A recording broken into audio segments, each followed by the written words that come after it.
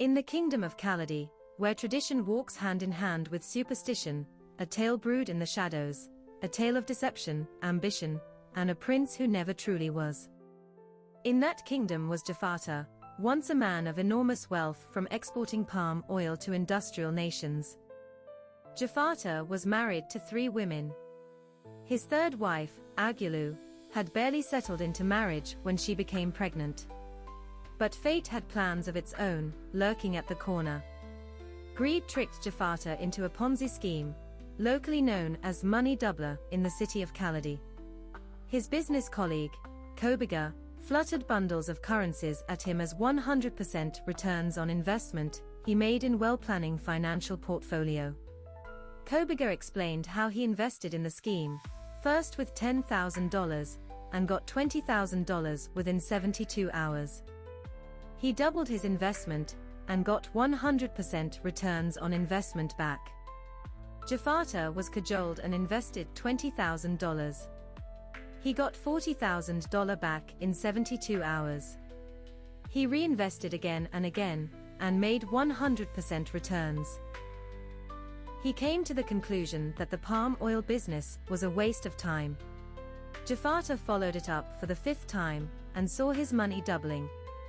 Early morning of a fateful day, Kobiga, the business partner who introduced the Ponzi scheme, came visiting, and the dialogue that led to the fall of Jafata took place. Hey, my friend Kobiga.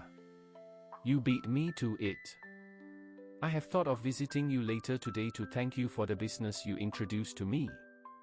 I'm making more from it than our palm oil business. I told you that this scheme is making people millionaires. I am now planning to join the League of Millionaires. I want to invest everything, my business capital, savings in the bank, my bank fixed deposit, and if possible get a mortgage on my house. All my previous invested monies gave 100% returns. So everything I shall invest will also return in 100%. I'm with you, brother. Whatever you do, I shall likewise do. Both men did exactly what they thought would bring them to the League of Millionaires, but they ended up in the empty office of the fraudsters, heart-wrenched and broken.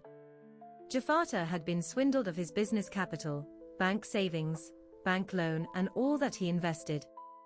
Well-planned financial portfolio vanished into thin air when their scheme matured. The fortune he had laboriously and painfully amassed over the years vanished, and ill health had come.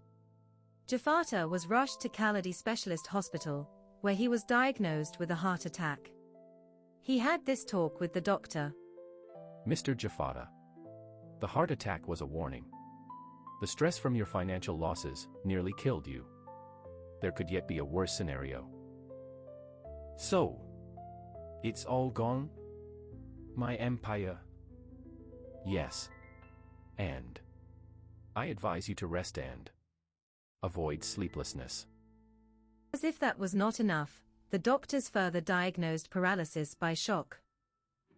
He spent months in the hospital and ended up in a wheelchair. Before his discharge from the hospital, 2 of his wives had fled and deserted him. Agulu, the pregnant one, was left to care for him. Agulu was finding it very difficult to cope with her early pregnancy symptoms and her husband's domestic chores and hygienic cares. And she too fled. King Oosy, the Ladi of Kaladi Kingdom, though powerful, had never sired a child with his queen, Mogiwi. He was powerless in overcoming barrenness for over years after marrying Queen Mogiwi. A day came when the king was scheduled to inspect the development of the new market construction project. Inside of the uncompleted market stalls laid a woman with her few possessions. She was summoned by a chief in the king's tourage to rise up. This dialogue took place between King Oosy and Agulu. Woman, what are you doing here? The market is not declared open yet for activities. My king, I am homeless. My family threw me out for getting pregnant. My lover denied the baby. I have nowhere to go. But you cannot keep living here with your condition. Okay. God bring her to the palace. But superstition of the kingdom whispered hope that taking in a pregnant woman and adopting the unborn child would open the wombs of his household. He believed it. The king and the queen decided to marry Agulu as the king's second wife and adopt her unborn child. The decision was based on the Kaladi customary superstition that, in our kingdom, an unborn child carries the blessings of inviting other babies to barren families. Agulu went back to her parents to discuss the development, and the traditional royal wedding was perfected. Added to the marriage was the king's oath to adopt Agulu's unborn child. The implication of the royal oath was that the unborn child, if a male, would be a crown prince, as long as the king failed to have a biological son. Agulu gave birth to a son and the palace named him Tolaso, meaning humanitarian kindness. True to Kaladi traditional superstition, Queen Mogiwi became pregnant after Tolaso was born. She also gave birth to a son, and he was named Zoriko, meaning here comes the real one. The births of Tolaso and Zoriko brought immense joy to the royal household and the kingdom. The boys grew up together like twin brothers. They played together around the palace, and their mothers lived as sisters from different mothers. By Kaladi custom, the king had taken an oath to adopt Agulu's son, Tolaso, as his own. The oath stood until death, but only if he did not have a biological son to inherit his throne. But until then, Tolaso was crown prince. The birth of Zoriko, as the king's biological son, changed the oath. The kingmakers would then crown the biological son, after the king joins his ancestors.